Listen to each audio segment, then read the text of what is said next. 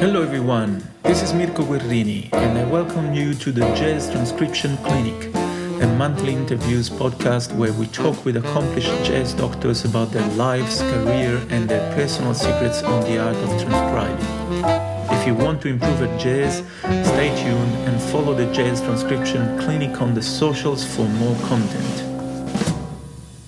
I acknowledge the traditional owners of the land on which this podcast is being recorded. I pay my respects to their elders, past and present, and the Aboriginal elders of other communities who may be here today. Hello everyone, welcome to another episode of the Jazz Transcription Clinic Podcast. Today is a great honor to host a young artist, but she's phenomenal and uprising to the top of the pantheon of jazz musicians as she deserves, and I'm really proud to host for today's show Cheryl Durongpisitkul. Hi Welcome, there, thanks Cheryl. for having me. Thank you very much. How did I go with your name? Yeah, perfect. Nailed it. Yeah, we were joking and I was saying that I should transcribe you saying the name and trying to learn it properly. Do it on the saxophone, that'd be equally as impressive. Yeah. So when we were chatting before, you told me you studied in Perth, but you are originally from Melbourne, and we were discussing that you didn't appear on the radar of many people until a few years ago, despite being from Melbourne. Is that right? Yeah, that's right. That's right. Yeah, so I guess the way I see it, it was tricky when I first moved here, tricky to get gigs and have people to play with. And I kind of see it, the Me Too movement as being a real changing point for me getting gigs. All of a sudden, people were actually recognizing that females could also make music, and I think it became a bit in vogue to book females, and so all of a sudden people like me started getting more opportunities, and through that I guess we got a bit better as well. So I don't know whether it was what came first, the chicken or the egg. Did I get booked because I was a female and then I got better, or was there a prejudice beforehand? Probably a bit of both, but it seems as though it's heading along the right track now. Certainly. Yeah, I mean, it's not a secret that especially in jazz music, there is a male domination. Also because I always believe that jazz can be easily interpreted as a muscular or a showing off matter, which is something that I try always to escape as far as I can, and possibly is one of the reasons why I like playing with my eyes closed, because that cancel everything, that I can notice or my brain can process. And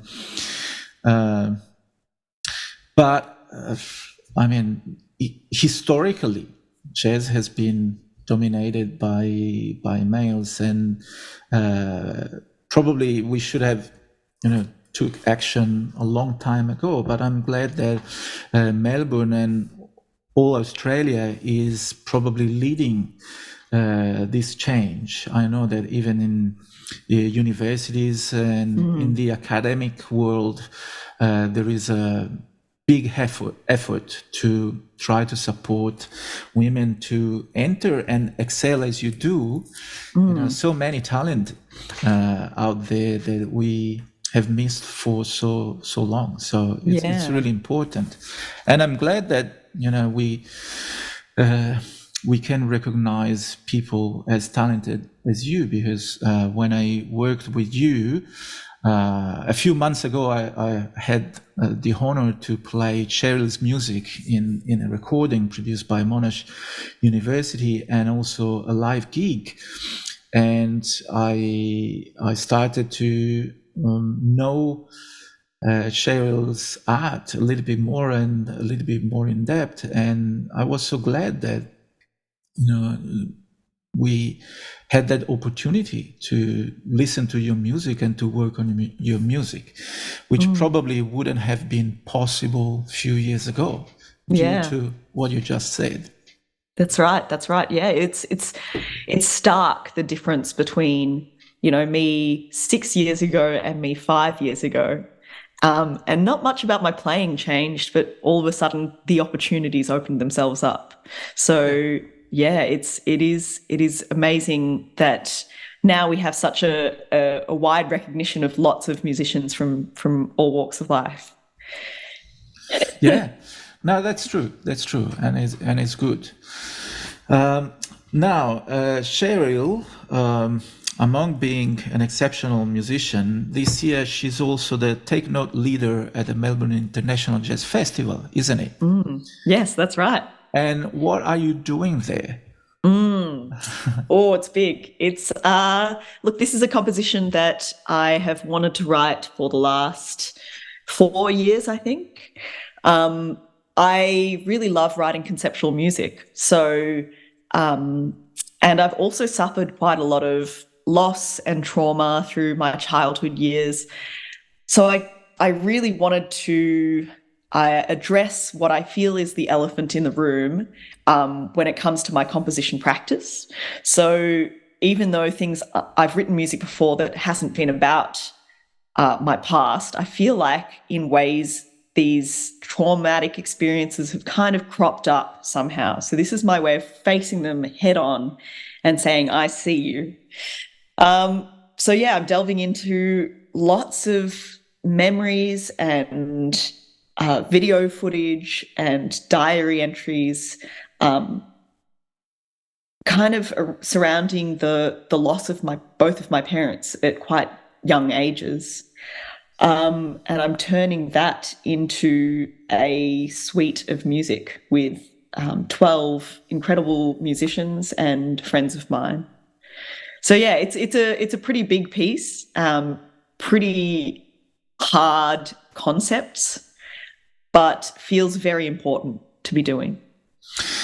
Yes, I think that's one of the probably biggest privilege that we have as musicians, that we can process any kind of emotion through music, and not many other jobs have that. Absolutely.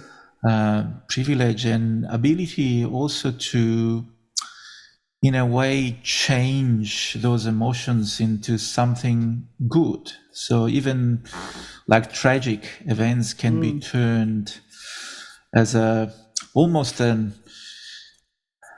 analysis, session through music. Because music takes us on different places that are disconnected from the everyday life, and can be very important to have those places and visit those places as often as we can. Yeah, I love that. I love that about music, that it can reach these emotions that so much of the time we are trying to kind of push down and get on with in our everyday life. So yeah, this is trying to reach out to those people that have felt similar emotions, and just at least for that hour of music to be able to feel it with me. Yeah, maybe. Absolutely. And Cheryl, you are also the Jazz Lab Orchestra leader, and yeah, I'm one of the leaders. Yep. And I know that there is something boiling up and coming up in the near future. So can you just briefly tell us about it? So the Jazz Lab Orchestra is a full big band that plays at the Jazz Lab in Melbourne every month. And we have a live recording written by Madison James Smith, who's the bass player in the band and also the co-director. He's written a suite of music to the book Hyperion, and so we'll be live recording that in October. And then we also have a studio album which we recorded earlier this year, which hopefully will be released at the end of the year as well, if I can get my act together. That's the plan for the Jazz Lab Orchestra. That's good. So you are very busy, I guess. And that means even a lot more that you've found the time to spend this time with me and thank our you. listeners. Yeah. Let's dive into it. And I will pose a few questions, which are more or less the same questions that I ask to all my guest doctors in the clinic. Feel free to answer, in the way you like it. I'm pretty sure it will be exciting to hear your point of view. So the first question is, why do you transcribe? Well, I actually started transcribing, I guess, at the very beginning of my learning. I really didn't like reading music. I hated the process of it. It didn't work with the way my brain worked. And one day I told my mum that I was so bored and that I didn't know what to practice. And she said, "Oh, well, why don't you just try and listen to something and learn and play that?" And I did. And the very first thing I ever transcribed was we had these Burt Bacharach CDs, this instrumental, just instrumental versions of his tunes, and there were these hectic pop sax solos on them. And I guess that's where I started. I was like, cool, I guess I'll do that. That was the only thing I had access to that had saxophone on it. So at the very beginning, it was just about furthering my relationship with the saxophone. It was just learning how to play the thing that was tied in with transcribing. And so I think a lot about how it is how I learnt music, because I went on from Burt Bacharach. I would download, we had LimeWire back when I was in high school with dial-up internet. So it would take like 2 days to download one Charlie Parker song. I think I Googled the top 10 sax players, and on the list was Charlie Parker and Benny Goodman and John Coltrane. And so I'd go on and I'd download these one tracks at a time. And sometimes it would be just like, spam, but that's okay. Yeah. And I would try and listen to and play that. So through all of my high school upbringing, as well as through university, transcribing was a way for me to learn the language, develop a relationship on my with the saxophone. And I think I also had some pretty hectic vibrato back in high school, because I listened to a lot of Benny Carter. Yeah. He was one of the top 10. And so it kind of formed my sound and my language. Yeah, it's nice that you had the opportunity to start like that, because I think we should start all the students, in that way. So written music should kick in at an age where we have already absorbed the concept through the sound. That's it. Yeah. My story is completely different, but I had a clear idea of what happened only when I was a grown up, because my story was, the story of many thousands beginner musicians that the teacher just prompted with a piece of paper, and I was a very young kid, so all the notes were like colored and very big, and maybe the note name was inside the note. And I started with the piano, and it was always, about trying to understand where that dot on those weird 5 lines was on the keyboard. Yeah. So for the formation years of my musical life, I was taken away the sound. I was, the sound always came after that. Yeah, that's it. Yeah. Yeah, I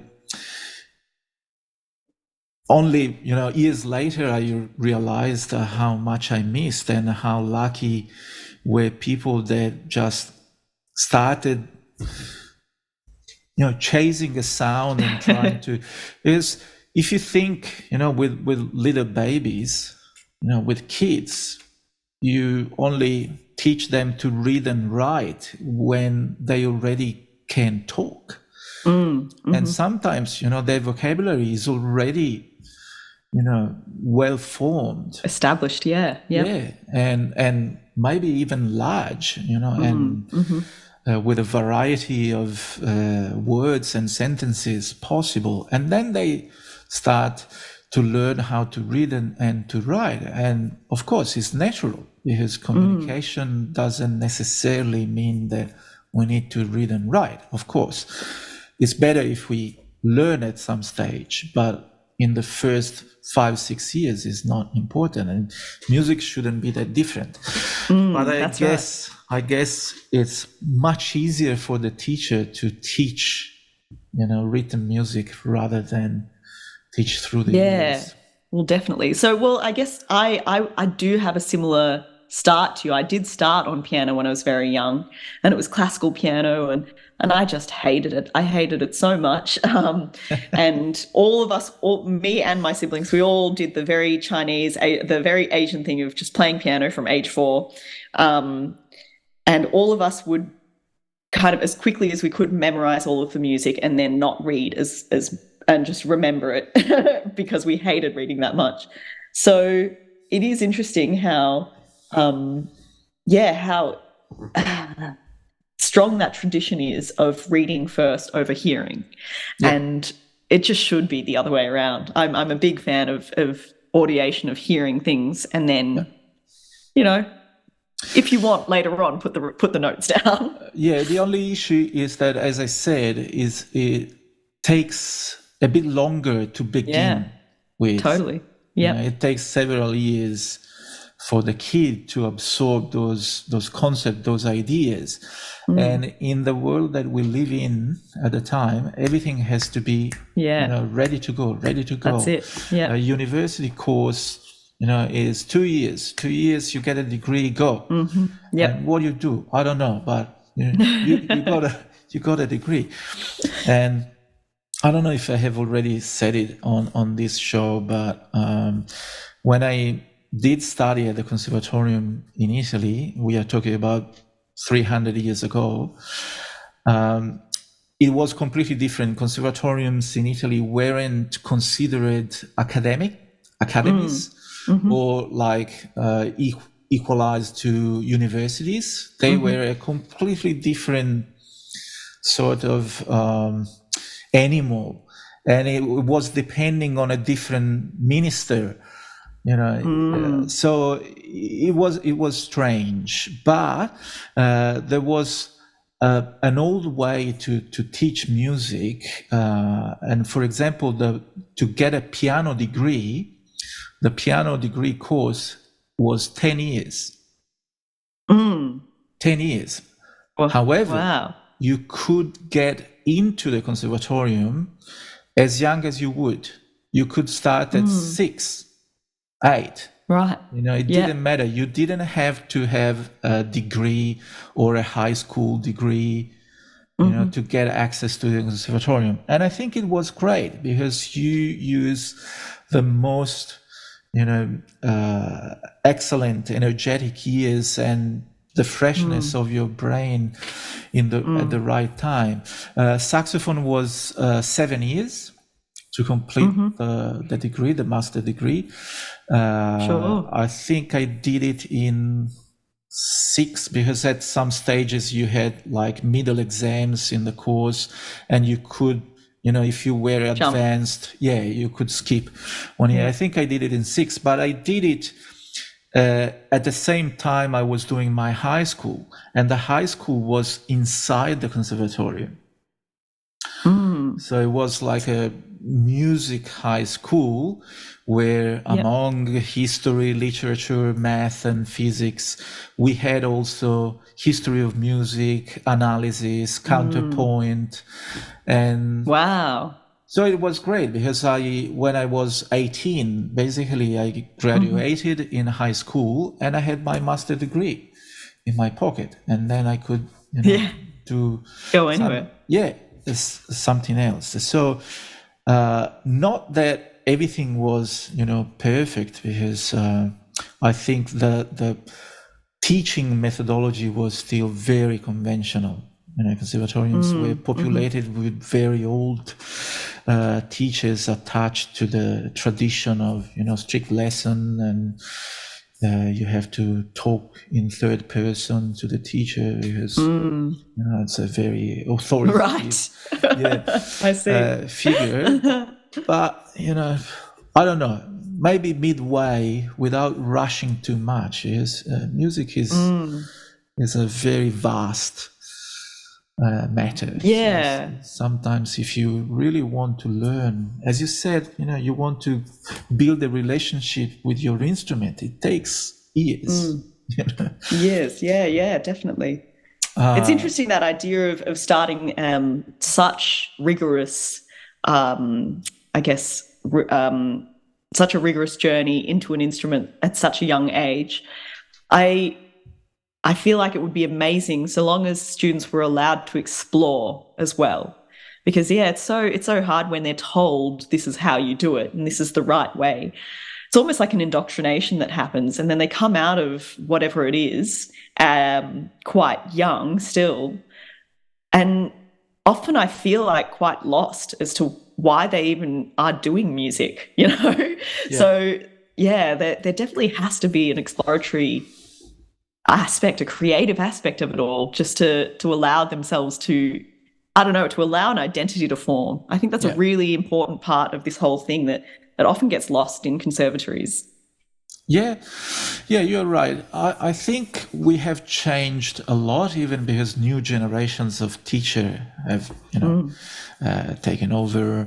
I remember before I moved to Australia, I was teaching jazz, saxophone, and a small ensemble at a conservatorium in Italy. And I remember watching some classical saxophone students, and they had a pretty, modern and flexible embouchure. And it made me really happy because when I did it 300 years ago, there was only one embouchure, one mouthpiece, and one reed that you should use. So you laugh because probably you are young, and so you didn't live that. But back in those years, we are talking about the mid 80s. When I was studying, jazz saxophone and classical saxophone were like two different instruments, completely different. When I finished my master's degree in classical saxophone, I went to Rome to start getting jazz lessons on the saxophone, and the first 6 months was just changing embouchure because my embouchure was terrible. It was so conservative, bottom lip in, covering the teeth. I had to put, a piece of cigarette paper on top of my teeth. Otherwise, I was cutting my lip because I was playing a very narrow mouthpiece with a super strong reed, so biting like an angry dog on the reed. But years later, when I started teaching, I noticed that at least that teacher in that conservatorium was allowing people with a much more relaxed and also personal, because I believe that everyone has different features, so that goes with the way that if you're a good teacher, you don't want the student to do what you would do to yourself, but you want to make the student excel and shine and find their own voice, and not necessarily there is only one way. But anyway, we are digressing very quickly. Cheryl, what do you expect to bring home with the transcription? So what is your goal? I think that it's changed. It's certainly changed a lot over the years. So when I was first transcribing, which is when I was learning through high school, and I had an amazing teacher. I had a teacher called Tony Hicks, who's an incredible saxophonist in Melbourne, and kind of I view him as the grandfather of saxophonists in Australia. Really, I think he's taught every single person I know. Yeah, you're right. You're right. So I was fortunate enough to learn from him, and he showed me, along with my own research, I guess, the sax players to check out. And so I think it was mainly just the challenge that I enjoyed, the challenge of finishing a song and learning it. That's why I think I began to do it. Was just learning how to play. I would try and get the articulation. I would try and get the time feel and the phrasing, but I think it was just completing it that I was enjoying doing. I would never write them down. I would just listen to them and try and learn them as best as I could. Whereas these days, I don't do as many full solos. I mean, I haven't done a full solo in a very long time. I've done a few things. I think I tend to try and steal ideas nowadays if I like the sound of something. There was an Emmanuel Wilkins solo that was just gorgeous, and I just really loved some of the phrasing, some of the sounds that he was getting, some of the colors that he was achieving. And so, I'd transcribe the scale that he used, and I would just practice with that scale over, a different chord. Or even when I compose, and I'm really into the chord progression that someone's using, I definitely will transcribe that and steal it. I'll totally just rip it off and put it in my own thing. Yeah. So that I guess it's a little bit more, a bit more using than it is wholesome these days. But I really enjoy hearing what people do and trying to understand what's going on. Yeah, I guess. There's not necessarily one way, or transcribing whole solos can be profitable if you, for example, want to understand architecture or building ideas into the solo. But, I do a lot of just fractions of what I want to understand a bit more. If I hear something that catches me the idea. Sometimes it's even, a chord progression. I hear it go, oh, that's cool. What is that? That's cool. What is that? Yeah. And just, at the side of that, I want to mention that Tony Hicks, which is one of my favorite saxophone players in all the world, I would say, is also the first saxophone player that I heard when I moved to Melbourne. I went to a gig at the Jazz at the Bennett's Lane. There was the Bennett's Lane still, and there was a Monachart ensemble performing Paul Grabowski's piece. And Tony was a soloist, and I was absolutely impressed by his playing. And I chased him in the alley at the Bennett's Lane because he was going home riding his bike, and I chased him, Tony, and we had a little chat. He was the first saxophone player I met after Rob Burke, which I met in New York in 1997, but that's a different story. And then the next day, I actually went to listen to Julian Wilson, and he's also another one that I love a lot. His playing. And the third day, I thought, I'm in troubles. Because, if this is the level, okay, good luck. Was good. Anyway, you remind me that I have to call Tony and invite him to this show because absolutely, I would. He'd be great to talk to about anything at all, really. Yeah, absolutely. And I guess you almost already replied to the next question, but how do you choose the solos that you transcribe? Is it just, you hear something, or you want to study a specific topic or argument? And Yeah, I really do like choosing them based on an emotional reaction to it. And it's certainly, doesn't rule out instruments. It's not instrument specific. I think there were some times at university where solos were chosen for me, and I really don't like that. I don't like that idea. I don't like that way of getting students to transcribe something that you like because you think it's correct for them to learn this thing.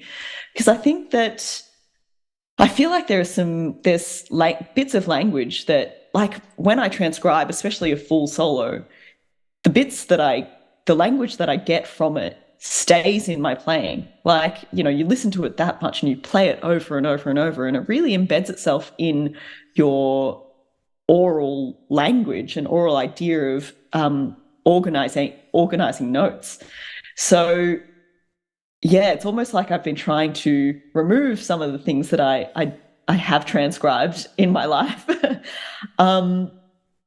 Yeah, so it's an emotional connection. These days, it's an emotional connection, whatever I hear, and I'm just like, that is an incredible solo. Yeah. Yeah, that's good. That's good. The reason why universities choose the solo for you, it's again for the sake of the teachers and the university. Because in the end, I was thinking, it would be great to let the students choose the solo they want to transcribe, but then it would be very difficult to mark that work, because if someone chooses a very easy and maybe short solo, how would you treat that in comparison to another one that chooses a challenge? Well, I guess there are things like how accurately are they emulating the nuances of it, right? The dynamics, the articulation, that like you could, I guess you'd have to really hone in on the details. It'd all be in the rubric, right? In the way you set up a rubric. Sorry, I'm an educator as well, so I like to think about this. Maybe, maybe we should put together a motion and make a proposal to the universities and say, look, let's try this. Instead of forcing students to transcribe, so what? Let's, if they want to start with Charlie Parker or I don't know, Dave Sanborn. Yeah, totally. Just let them do it. That's it. Yeah. And I mean, at my university, when I studied at WAPA, it was pretty free. Sometimes your principal studies teacher would choose something for you, but you just had to do 3 per semester in first year and then 5 per semester in second and third year. Wow. And that was it. You just had to do it. Wow. Yeah. That's a lot. It was a lot in third year. Oh my goodness. Like that was a lot. That was good. And Shay, what is your methodology when you, let's say, you want to transcribe a solo? What do you do?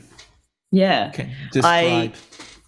Definitely. Yeah, I listen to it a lot to begin with. I listen to it a lot before I even touch the saxophone. I try and sing along to bits with it as much as I can.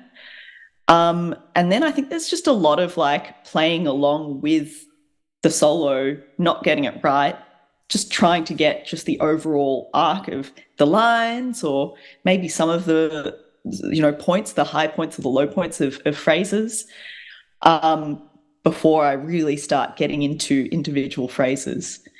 This is what I say to my students, and I think this is a little bit of a privileged thing because I started, I guess, oral learning so early on. But if I can sing it, I can play it. If I can sing any of the line, I can do it. You stole this from me, or did I steal it from you? Because I always say exactly the same. If you can sing it, you can play it. Yeah. So I mean, and so if I can even sing, like if I hear the line and it's far too fast for me to sing, I can actually slow it down by singing it. And I feel like I'm much more accurate with the pitches, singing it first and then putting it on my instrument. Yeah, so that's generally what I do. I didn't really use technology until later on. Like, I really, really enjoyed the challenge of trying to get it right, trying to get these fast passages. But there was one song that just I needed to use technology with, and that was Pat Metheny's solo on "Have You Heard?" Oh, the original one. Yeah, the original. Yeah, sorry, no, it would be. Have you heard? Sorry, I was talking about. Have you heard? Is on Letters from Home. Yes, that's it. Yeah, Letters from Home. I'm pretty sure. Oh my God, I should know this. Yeah. Yes. It's just like blastingly fast, and his tone is so dark. So I had to use some technology with that one, but it was fun all the same. And I'm guessing also because when we transcribe instruments different from what we play, it's more difficult. It's not that immediate. No. If I transcribe like a double bass, oh my goodness, double bass it's hard, and I have to triple check, the notes, because as soon as they go down, it's harder to hear the exact pitch. While on the saxophone I can totally. But I guess that's because ears work like muscles. The more you do the same thing, and they learn. Totally. And it's also just interesting how instrument-specific lines are. For the most part on the saxophone, if you hear lines, they just make so much more sense. You can imagine playing it. Whereas on guitar, I all of these shapes that just move up and down so easily. There's no way I could imagine just being able to do that on the saxophone instantly. Even though I remember Pat Metheny interview on Downbeat, and he was saying that he transcribed a lot of Chet Baker's. Sure. And he was forcing himself to play the solo on maximum 2 strings. Interesting. So he said, I wanted to avoid, what guitar makes easy for us to play it. Yeah. And to, pretend to be a trumpet. So I have to move horizontally rather than vertically sure. on the stick. And I guess that improved dramatically his melodies. His Pat Metheny is so melodic. His melodies are incredible. Absolutely. Lines. Oh my goodness. And I guess that all that work that he did, and also he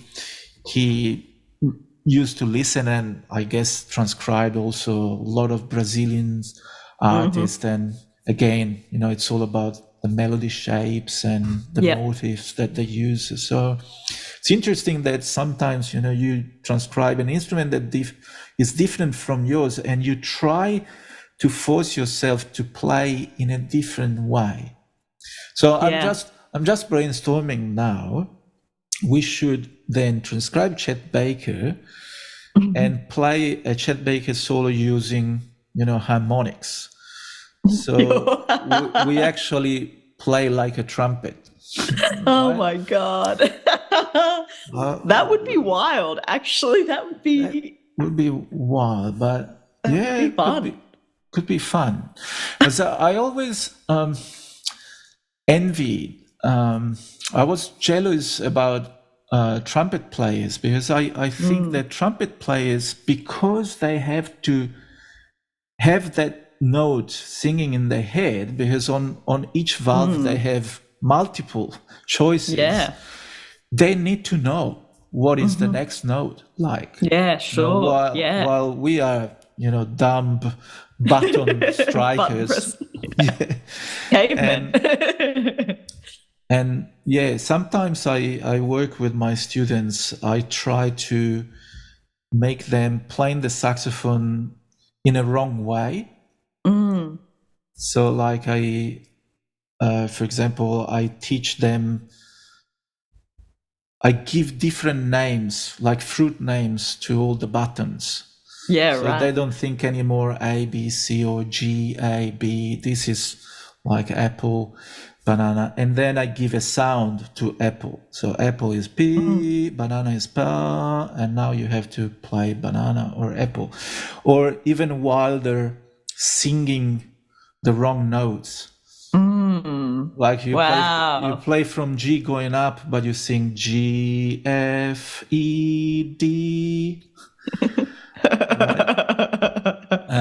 But you're going up with a voice.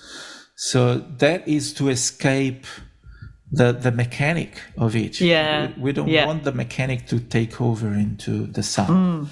Yeah. Well, and that's where, like, I have done some, I think this is an Ornette thing, right? Just singing a line first and then trying to play that, just like always bringing it back to the ear to begin with. Yeah. I've done, that's a really hard thing to practice. It is, but I think if for us it's really vital. And I remember when I was playing the piano, because it's a long story. I won't tell you. I don't want to bore all the listeners, but I started with jazz. I started first as a pianist because I was finishing my classical saxophone studies, and I always found fascinating about that you can actually play a line on the piano and sing it at the same time, only to realize that on the saxophone you can do it. It's just that you can sing it in your head. But it's a bit more difficult because you have to learn, you have to teach yourself how to do it. Otherwise, again, you become a good button presser, but that's it. Do you write it down at some stage? Not often. Look, I haven't. I actually haven't. I don't think we ever needed to while I was at university. And like I said, it was just a challenge thing for me to be able to play it and complete it. I certainly don't write it down while I'm going, which I think has improved my memory for music so much. Like, I do a lot of music nowadays that's completely memorized, really difficult stuff as well. And I think that memory for music has all come from transcribing lots without writing any of it down, like having to do that. I just started, like, I haven't transcribed in a long time. And then towards the end of last year, I don't know what happened. I got really excited about transcribing again, and I wanted to start a transcription book club. I had this great idea that I would get all of these sax players that were very keen beans, and we'd all transcribe the same thing, and maybe we'd choose a different song every month or something, and then we'd all come and meet. I loved the idea of us meeting all together and playing through the song, and then talking about bits we liked. That could be cool. It would have been so fun, just the most wholesome, nerdy experience of my life. But I just chose the stupidest, hardest transcription to start with, which is this Will Vinson solo, which even the melody was just ridiculous to transcribe. So that fell to pieces very quickly. But yeah, in the process of trying to do that, I actually just had to write it down, because there was no way that the thing that really interested me about the solo as well as the melody, this is a solo of his on, I think, a more recent album called Tripwire. I'm not sure if you've heard it, but it's an incredible album, like really fun kind of standardy type music. And it grabbed my attention because it was a saxophone, but playing in ways that I didn't understand. Like, we hear saxophone and we understand it. We hear kind of Coltrane, and because we've studied it, it's kind of, that sound is embedded in our psyche. Whereas the way he was playing was just foreign to me. The way, Emmanuel Wilkins plays is foreign to me. I don't get it.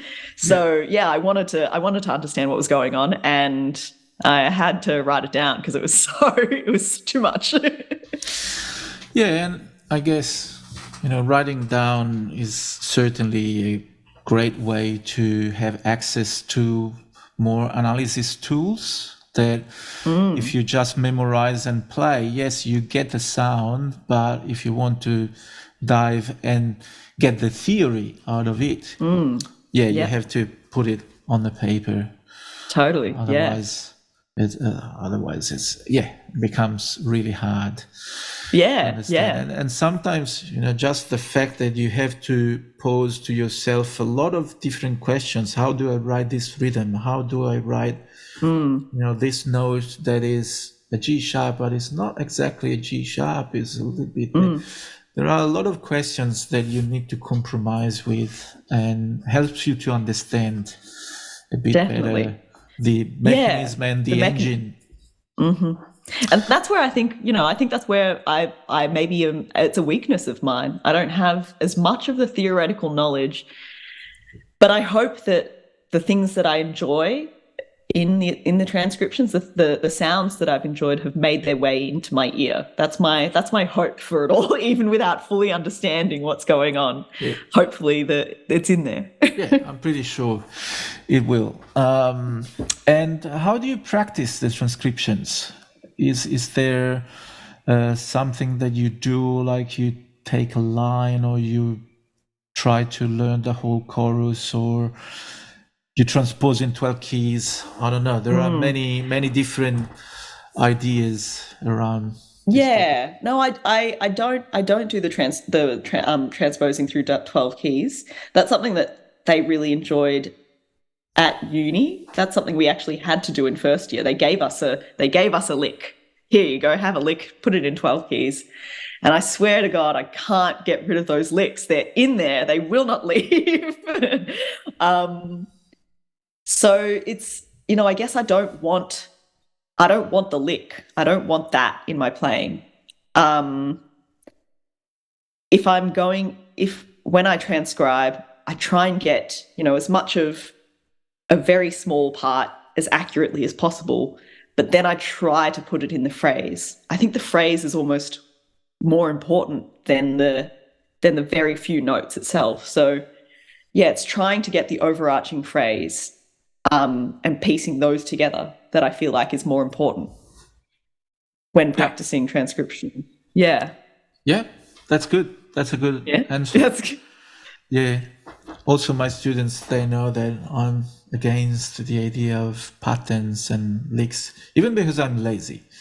I come out on that. I don't have the stamina to spend a couple of hours playing the same thing in 12 keys and then not finding a way to use, that time in a profitable way. I like, probably you said it, but I like to let those ideas be digested, and then that's it. Eventually they come out, they will be treated as my own ideas. Sometimes I even forget the source of that of idea. Course I lose track of where it comes, and that's interesting. And again, you go. So I think that the kind of stealing of tone colors that I have been doing a little bit, that I can put in 12 keys. I think that's a good thing that I like to put in 12 keys. If I like this substitution that you're playing, I really want to be able to access those colors in any situation. So that's probably what I do. Yeah. And how do you incorporate the ideas that you find in the solos you transcribe into your own playing? I guess you partially answered to the question as well, but do you have other ideas or things that you can suggest? Yeah, well, I teach this a bit. With like Sonny Rollins, for example, in motific development, I really love taking the concept of how he, rather than transcribing his actual solos as a necessity, taking the idea of how he develops his solos and trying to emulate that. I've done some. My first teacher in first year, James Sandon, got me to play along with solos a lot. He's like, just play along with them. You know, be Ornette, be Bird, be Sonny Stitz. See what it feels like. You don't have to get it right, but it's kind of like playing along with them. It's not adding to the solo, but it is trying to be them in the solo. Yeah. Which was really fun, a really fun exercise to do. Yeah, but apart from that, it just wasn't that for me. It wasn't something that I was trying to use in the past to change. I don't know, to get lots of new licks. It was never that. It was always to play a fun solo from start to finish. Only recently it's been stealing licks. Yeah. I guess that's right. And what is always difficult is to understand that you can take ideas, but you have to wait until you are ready, until you have processed that idea. Otherwise, it will be just a fake superimposition of someone else's idea. Mm-hmm. It's like a photobombing, you know. You are playing, and then you take someone else and you put it in the picture. It's so out of place. Who's that guy?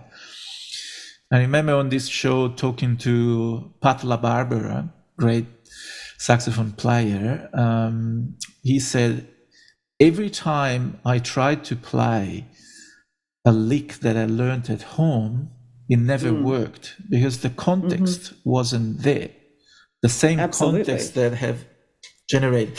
But I'm not 100% negative because there are great players that have demonstrated that you can do it, but only if you allow yourself, to absorb that lick, and it's no more, now I'm playing that, it's coming out.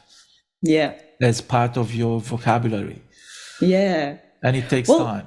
It does take time. And the other thing that I find is really difficult is, I don't play that many jazz standards anymore. I don't play the music from the 60s or the 40s or anything like that. I play original music.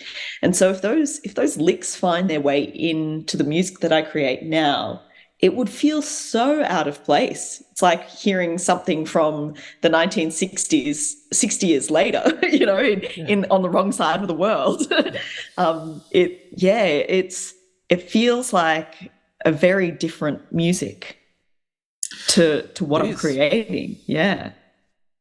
Well, in the end, it's a vocabulary, and the vocabulary as languages evolve during time. So we are not talking using the same words that they were using 50 years ago.